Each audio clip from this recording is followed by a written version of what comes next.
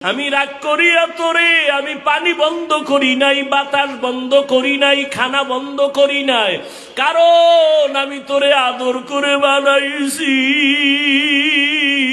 আমার ছেলে নাই, মেয়ে নাই, আমার স্ত্রী নাই, আমি তোদের বড় আশা কইরা মোহাব্বত করে বানাইছি। ওরে তুই যখন আব্বুকে আব্বু বলিয়া ডাক দাও, ওরে তুই যখন আম্মুকে আম্মু বলে ডাক দাও, আমি তখন কুদরতের নজর দিয়া তাকাই। ও বান্দা, তোর আব্বুরে তুই চিনলি আর মায়া কইরা ডাকলি, তোর আম্মুকে চিনছো, তোর আম্মুরে মায়া কইরা তুই ডাকছো। ওরে তোরে তো তোর আম্মু বানায় নাই, তোর আব্বু বানায় নাই, বানাইছি তো তোরে আমি। একবারও তুই আমি আল্লাহকে আল্লাহ বইলা তো ডাক দিলি না।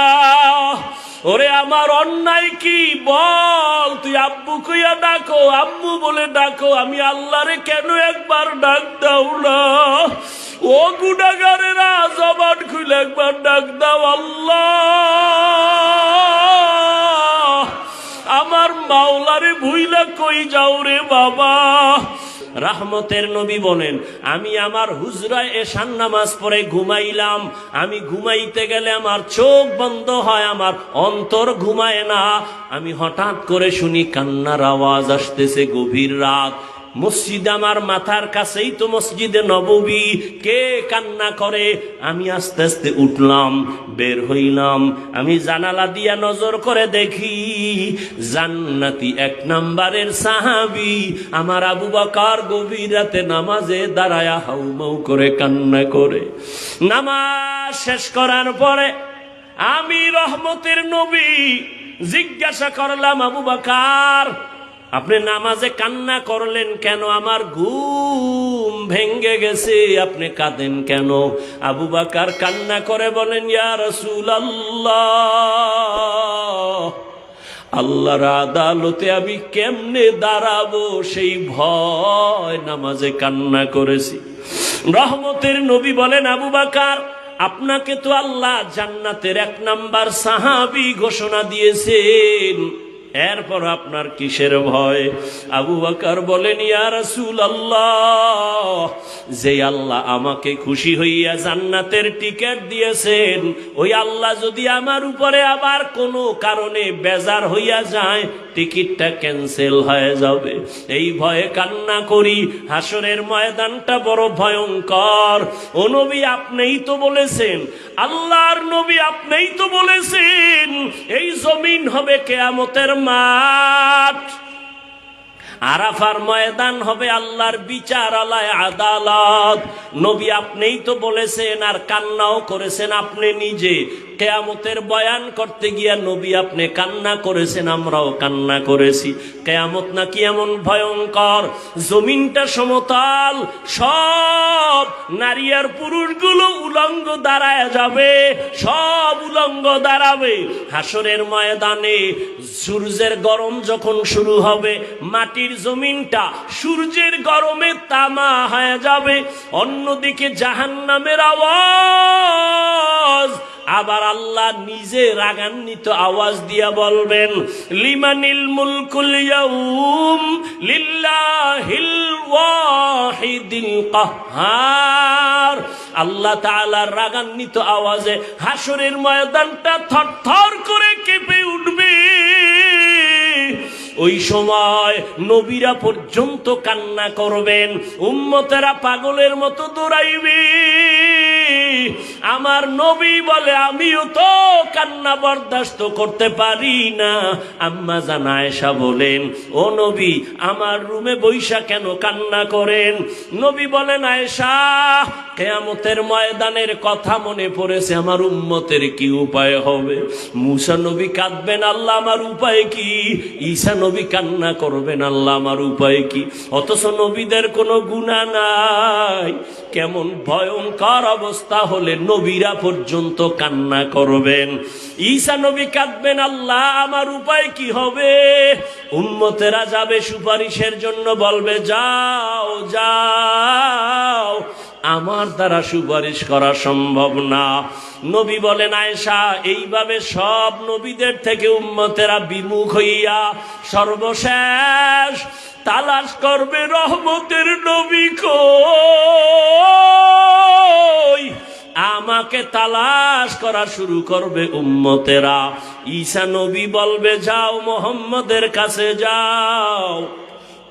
কোন বর্ণনায় আছে ঈসা নবী উম্মতেরে জায়গা দিয়া নবীর কাছে নিয়ে আসবেন। আম্মা জান আয়েশা বলেন, ইয়া রাসূলুল্লাহ, ওই সময় কি মহিলারা উলঙ্গ? বলে হা। কয় পুরুষেরা উলঙ্গ? বলে হা। কারো কি লজ্জা লাগবে না? নবী বলেন, আয়েশা, হাসরের মাঠ এমন ভয়ঙ্কর হবে, সূর্যের গরমে বেনামাজি গুনাহগারের মাথার মগজগুলো ভাতের মারের মতো ফুটতে থাকবে। কান্নায় এত পাগল, কেউ কারো দিকে তাকাবারও সুযোগ হবে না। নবী নিজে কান্না করতেছেন, যার কোনো গুনাহ নাই। ও আল্লাহর বান্দারা, তারা যদি কাঁদে, আবু বকর যদি কাঁদে, তোমার আমার তো কোনো আমলই নাই। তোমার আমার গুনাহ গুনাহ গুনাহ। হাতের দিকে তাকায় দেখি গুনার কারণে আমার হাত না পাক। আমার চোখের দিকে খেয়াল করে দেখি এই চোখ দিয়ে কত বেগানার দিকে তাকাইছি। আমার গুনার খবর আমার মা জানে না, আমার বাবাই জানে না। যদি জানতো, আমারে আর কোনোদিন সম্মানের নজরে দেখতেন না। আমার আল্লাহ তো জানে আমি কোন দিন কোন রাত্রে কয়টা গুনাহ করেছি। আল্লাহ বলেন, আমি জানছি তুই যে সারা রাত মেয়েদের সাথে কথা বলছো, তোর মাও দেখে নাই, বাবাও দেখে নাই, আমি বাউলাই তো দেখছি। আমি আল্লাহ তোর গুনার খবর জানিয়া রাগ কইরা তোরে আমি মাইরা ফালাই নাই। আমি রাগ করিয়া তোরে আমি পানি বন্ধ করি নাই, বাতাস বন্ধ করি নাই, খানা বন্ধ করি নাই, কারণ আমি তোরে আদর করে বানাইছি। আমার ছেলে নাই, মেয়ে নাই, আমার স্ত্রী নাই, আমি তোদের বড় আশা কইরা মোহাব্বত করে বানাইছি। ওরে তুই যখন আব্বুকে আব্বু বলিয়া ডাক দাও, ওরে তুই যখন আম্মুকে আম্মু বলে ডাক দাও, আমি তখন কুদরতের নজর দিয়া তাকাই। ও বান্দা, তোর আব্বুরে তুই চিনলি আর মায়া কইরা ডাকলি। তোর আম্মুকে চিনছো, তোর আম্মুরে মায়া কইরা তুই ডাকছো। ওরে তোরে তো তোর আম্মু বানায় নাই, তোর আব্বু বানায় নাই, বানাইছি তো তোরে আমি। একবারও তুই আমি আল্লাহকে আল্লাহ বইলা তো ডাক দিলি না। ওরে আমার অন্যায় কি বল? তুই আব্বু কইয়া ডাকো, আম্মু বলে ডাকো, আমি আল্লাহরে কেন একবার ডাক দাও না? ও গুনাহগারেরা, জবান খুলে একবার ডাক দাও, আল্লাহ। আমার মাওলারে ভুইলা কই যাও রে বাবা? আজকে টুপির কারণে সম্মান কমে নাই, দাড়ির কারণে সম্মান কমে নাই, মাদ্রাসায় পড়ার কারণে সম্মান কমে নাই রে বাবা। আমি তোমাদের বলি না স্কুল ছাড়ো, মাদ্রাসায় যাও না। তুমি স্কুলে পড়ো, কলেজে পড়ো, বাবা ডাক্তার হও, ইঞ্জিনিয়ার হও, প্রফেসর হও, তবে অনুরোধ তুমি বেয়াদব হইও না রে বাবা। তোমার ব্যবহারে কোনোদিন যেন মা বাবা কষ্ট না পায়, তোমার আচরণে কোনোদিন যেন উস্তাদ শিক্ষক মুরব্বী কষ্ট না পায়, তোমার ব্যবহারে কোনোদিন যেন আলেম ওলামারা কষ্ট না পায়। মা বাবার দোয়া নিয়া চলিও। ওই মা বাবা শিক্ষক আর ওলামাদের দোয়া না থাকলে আমি এই চেয়ারে বসতে পারতাম না। আমার চেয়ারে বৈশা বয়ান করার মতো কোনো এলেম নাই, কোনো আমল নাই। আমার মা বাবার চোখের পানি আর আমার উস্তাদদের দোয়া, ওলামায়ে কেরামের নেক নজর রে বাবা। ও বাবা, তোমার মতো কি যুবক নাই? তাকাইয়া দেখো, তোমার মতো কত যুবক স্কুলে পড়ে, কলেজে পড়ে, 5 বেলার নামাজও পড়ে। সত্য কথাটা স্বীকার করো, আসেনি? বলো বাবা, তুমি কেন পারো না? তোমার মতো যুবক রাস্তায় গাড়ি চালায়, নামাজ ছাড়ে না। আল্লাহ তোমারে বিবেক দিছে, একটু প্রশ্ন করো তুমি কেন পারো না রে বাবা? তোমার মতো যুবক র্যাব, আর্মি, পুলিশ, বিডিআরের চাকরি করে, দাড়িওয়ালা নামাজির অভাব নাই। বলো বাবা তুমি কেন পারো না? আসলে কি কোরআন শরীফ মিথ্যা মনে করছো? তাহলে একটা ভুল বের করে দেখাও। এখন যদি কোরআনের ভুল দেখাইতে পারো, আল্লাহর কসম আমি দাড়ি কেটে ফেলবো, নামাজ বাদ দিয়া প্যান্ট শার্ট টাই লাগায় নাচ গান করে কোরআনের বিরুদ্ধে কথা বলবো। কিন্তু তুমি কেন ১৫০০ বছর পর্যন্ত বহু পণ্ডিতেরা অপচেষ্টা করিয়াও ভুল বের করতে পারে নাই, তুমিও বাবা পারবা না? তোমার মনটাকে প্রশ্ন করো। তোমার মতো যুবক নদীর মধ্যে মাছ ধরে, নামাজ ছাড়ে না, কৃষি কাজ করে, নামাজ ছাড়ে না। তোমার মতো যুবক তাকায় দেখো আজ শ্রমিকের কাজ করে, নামাজ বাদ দেয় না। বলো বাবা তুমি কেন পারো না? আমার ভয় লাগে, আমার মাওলা বুঝি তোমার উপরে বেজার, মা বাবাই বুঝি তোমার উপরে বেজার। ও বুড়া বাবাজিরা, আপনাদের মতো বুড়ারা মসজিদে গিয়া 5 বেলার নামাজ পড়ে আছে না নাই? আপনারা কেন পারেন না? ও আক্কেলপুরের আম্মা জানেরা, বোনেরা, মাইকের আওয়াজ শুনতেছেন রে মা? ও মা, আপনাদের সম্মান কত জানেননি? আপনারা নবীদের মায়ের মতো মা, সাহাবায়ে কেরামদের মায়ের মতো দামি মা। আপনারা তো আলেম ওলামাদের মায়ের মতো দামি মা। আপনারা তো খাদিজা রাদিয়াল্লাহু আনহার মতো নারী, ফাতেমা রাদিয়াল্লাহু আনহার মতো নারী, আয়েশা রাদিয়াল্লাহু আনহার মতো নারী। আপনারা তো আম্মা জান ও ইসমাইল নবীর মা হাজরা আলাইহা সালামের মতো দামি নারী, ঈসা নবীর মা মারিয়াম আলাইহা সালামের মতো দামি নারী। বেঈমান ফেরাউন আল্লাহর বড় দুশমন, নিজে গাদ্দারি কইরা আল্লাহর সাথে চ্যালেঞ্জ দিয়া খোদা দাবি করলো। ও বাবারা বলেন, ওই ফেরাউনের ঘরে তার স্ত্রীর নাম কি? ওই বেঈমান ফেরাউনের ঘরের স্ত্রী আসিয়া। এত বড় বেঈমানের ঘরে থাইকে আসিয়া আমার মাওলার আশিকা। রহমতের নবী বলেন, কিয়ামতের দিন জান্নাতে আসিয়ার সাথে আমার বিবাহ হবে। ও আম্মা জানেরা, আপনার স্বামী তো ফেরাউনের মতো খারাপ না। আপনি কি পারেন না 5 বেলার নামাজ পড়িয়া দোয়া করবেন, ও আল্লাহ আমার স্বামীর কামাই রুজিতে বরকত বাড়ায়া দাও। আপনার স্বামীকে যদি হাত ধইরা মাঝে মাঝে বলতেন, ও স্বামী আমার, তুমি কামাই রুজি করো, আমার আব্বা আম্মার আদর আর মায়া চাইরা তোমার ঘরে আসছি, না খাইয়া থাকলেও আসি, খাইয়া থাকলেও আসি, তবে আমার জীবনের তোমার কাছে একটা দাবি, জীবন গেল হারাম অবৈধ টাকা ঘরে ঢুকাইবা না, হারাম টাকা খাইয়া আমাদের রক্ত নাপাক করব না, আমাদের সন্তানদের রক্ত নাপাক করব না। আম্মা জান যদি বুঝাইতেন, আপনার স্বামী কোনোদিন হারাম টাকা ঘরে আনতে পারত না। এরে আম্মা জান, ও এত বড় বেঈমান ফেরাউনের ঘরে থাইকা আসি আমার আল্লাহকে ভুলি না।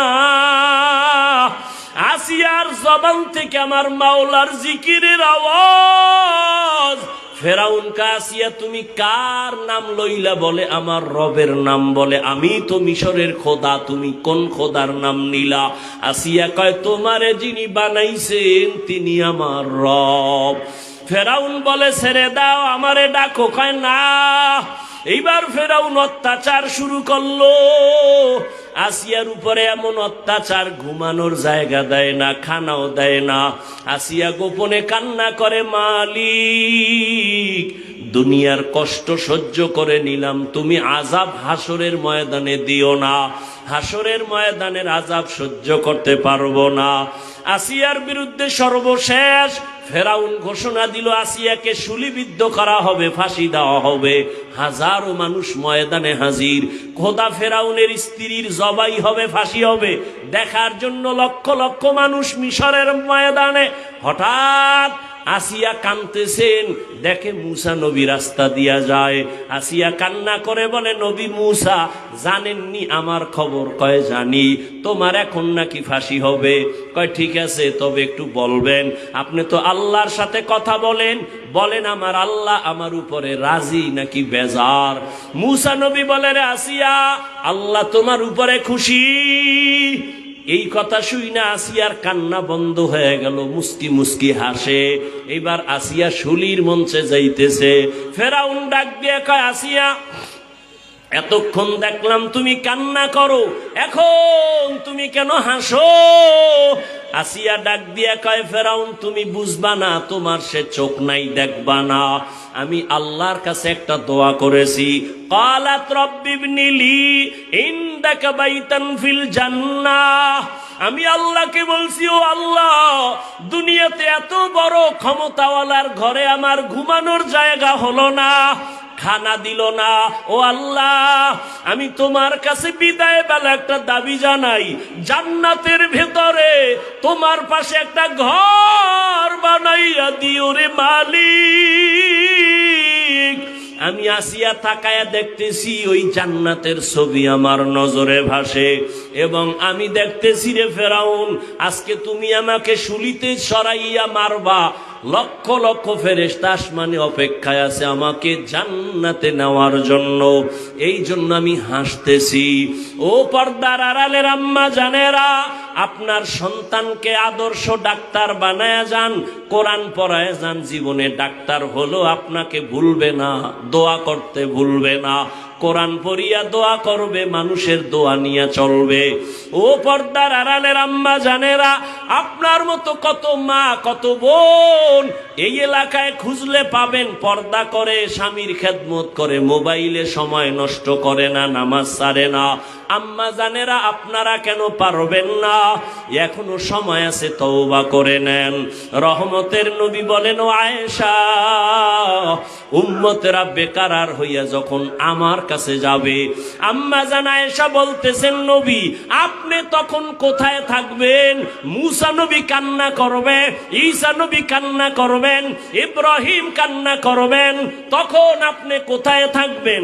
নবী বলেন, ও আয়েশা, আমি মাকামে মাহমুদে আমার রবের কুদরতের সামনে সেজদায় পড়ে কান্না করব। তবে সব নবীরা নিজেদের জন্য কাঁদবেন, আমি একবারও বলবো না, ও আল্লাহ আমারে বাঁচাও। আমি নবী কান্না করে বারবার বলবো, আল্লাহ আমার উম্মতের বাঁচাও, আমার উম্মতের বাঁচাও, আমার উম্মত যেন জাহান্নামের আগুনে না যায়। আমার আল্লাহ তখন বলবে, নবী কাঁদবেন না, মাথা উঠাইয়া আপনার উম্মত গুলোরে ধইরা ধইরা নিয়ে যান জান্নাতের পথে। ও আয়েশা, তখন আমি উম্মতের ধরে ধরে নিব জান্নাতের পথের দিকে। আম্মা জান আয়েশা বলেন, নবী কোটি কোটি কোটি মানুষের ভেতরে মূসা নবীর উম্মত, ঈসা নবীর উম্মত, আপনার উম্মতের চিনবেন কেমনে? নবী বলেন, ও আয়েশা, আমার আশিক উম্মতেরা যারা ওযু বানাইয়া 5 বেলার নামাজ আদায় করবে, কিয়ামতের ময়দানে তাদের ওযুর জায়গাগুলো নূরের আলোতে ঝলমল করতে থাকবে। আমি নবী দেখে দেখে হাউজে কাউসারের সামনে লাইনে দাঁড় করাইয়া, আমি নবী নিজের হাতে কাউসারের পানি দেব পেয়ালা ভরে ভরে, আমার উম্মত পান করিয়া জান্নাতের গেইটে গিয়া বসবে। হঠাৎ লাইনে এখনো উম্মত বাকি, একটা পর্দা পড়ে যাবে মাঝখানে। আমি জিজ্ঞাসা করব, এই ফেরেশতা, আমার লাইনে উম্মত আসেনি? বলে আছে। পর্দা ফালাইলা কেন? নবীজিকে তখন ফেরেশতারা বলবেন, ইয়া রাসূলুল্লাহ, এই উম্মত গুলো আপনার বেজাল উম্মত, আপনি দুনিয়া থেকে বিদায়ের পরে এরা সুন্নত জবাই করছে, নিজেও নামাজ পড়ে নাই, অন্য নামাজ পড়তো তাও পছন্দ করে নাই, নিজেও দাড়ি রাখে নাই, অন্য দাড়ি রাখলে তাও পছন্দ করে নাই, নিজেও হালাল খায় নাই, অন্য হালাল খাইলে তাও পছন্দ করে নাই, নিজেও পর্দা করে নাই, অন্যে পর্দা করতো তাও পছন্দ করে নাই। সহি হাদিস নবী বলেন, তখন আমি একটু রাগ কইরা বলবো, সহকান সহকা লিমান গাইয়ারা মিন বাদি। নবী বলবে, দূর হইয়া যা, আমি তোমাদের উম্মত বলে স্বীকার করে নিব না। ওরে বেনামাজি আর গুনাহগারকে আমার আল্লাহ কুদরতি ভাবে আওয়াজ দিয়া বলবেন, ও জাহান্নামের ফেরেশতারা, এই বেনামাজি গুনাহগার গুলোরে জাহান্নামের শিকল লাগাইয়া ধরো। আর যখন আল্লাহর অর্ডার হয়ে যাবে ফেরেশতারা ধরবে। ওয়াসিকাল্লাযিনা কাফারু ইলা জাহান্নামা যুমারা হাত্তা ইযা জাউহা ফুতিহাত আবওয়াবুহা ওয়া ক্বাল। ও আমার কলিজার যুবক, ও বেনামাজি বাবারা, ও দাড়ি কামানেওয়ালা বাবারা, ও বেপরদাওয়ালা বাবারা, দুনিয়াতে একটা মশার কামড় সইতে পারো না, গুনাহ নিয়ে কবরে গেলে আল্লাহর আযাব কেমনে সহ্য করবা? সূর্যের গরম সহ্য করা যায় না, জাহান্নামের আযাব গুনার কারণে কেমনে সহ্য করবা? আমি বয়ানের শুরুতেই বলেছিলাম, আরে আল্লাহ যারে হেদায়াত দিবে না, নবীরে দেখাও কালেমা পড়বে না, আর যার কপাল খুলিয়া যাবে নবীকে জবাই করতে গিয়াও কালেমা পড়বে। জানি নাই ময়দানে কার কি হালাত। ও আমার কলিজার যুবক, আল্লাহর ভয় অন্তরে জমা করিয়া এখনো কি পারবা না তওবা করতে? জীবনে তো কম নামাজ ছাড়ো নাই, কম দাড়ি কাটো নাই, মনে চাইছে আড্ডা দিবা দিছো, মনে চাইছে পার্কে যাবা গেছো, মনে চাইছে কারো হক নষ্ট করবা করছো, মনে চাইছে বেগানার দিকে দৌড়াবা দৌড়াইছো, মনে চাইছে সিনেমা হলে যাবা গেছো, মনে চাইছে গান শুনবা শুনছো। আর কত বাবা, এবার পাও দইরা বলে একটু ফিরিয়া আসো। মা বাবার দোয়া নিয়া চলো, ওলামায়ে কেরামের দোয়া নিয়া চলো, মুরব্বী শিক্ষকদের দোয়া নিয়া আগাও। আর মনে মনে আমার আল্লাহকে ডাক দাও, গোপনে ডাকো আর বলো, হে মালিক, এই ময়দানে গুনাহ নিয়া ঢুকছি, আর বাসায় গুনাহ নিয়া যাব না। তওবার নিয়াত করে ফেললাম, আর দাড়ি কাটবো না, নামাজ ছাড়বো না, বেপরদায় চলবো না, মা বাবারে কষ্ট দিব না, মা বাবারে কষ্ট দিব না, ওলামায়ে কেরামের বিরোধিতা করে গুনাহগার হব না, নবীজির তরিকা মেনে চলবো। আমার মতো যুবক যদি নামাজ পড়িয়াও চাকরি করে, আমি কেন পারবো না? আমার মতো যুবক যদি নামাজ ঠিক রাখিয়া ব্যবসা করে, আমি কেন পারবো না? আমার মতো যুবক যদি গাড়ি চালায়া নামাজ পড়ে, আমি কেন পারবো না? ও আল্লাহ, আর গুনাহ করব না, তওবার নিয়ত করলাম। গলায় ছুরি আসলে মরে যাব, তারপরও আর নামাজ ছাড়ব না, মা বাবার বরদোয়া নিব না, ওলামায়ে কেরামের পরামর্শ নিয়ে চলবো। তবে সবার কপালে তওবা নসিব হবে না।